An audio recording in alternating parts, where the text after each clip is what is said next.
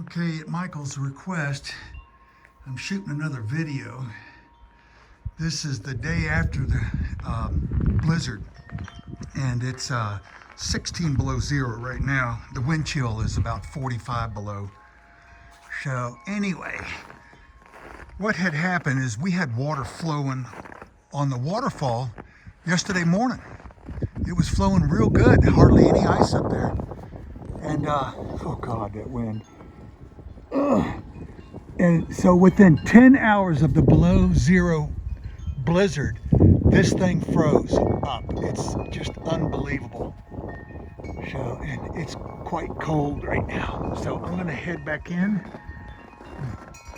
see what's happened. We've had over a foot of snow yesterday morning, and the wind has redistributed, and young Cole plowed all the driveway for us since I've got a metal knee and it ain't quite healed yet.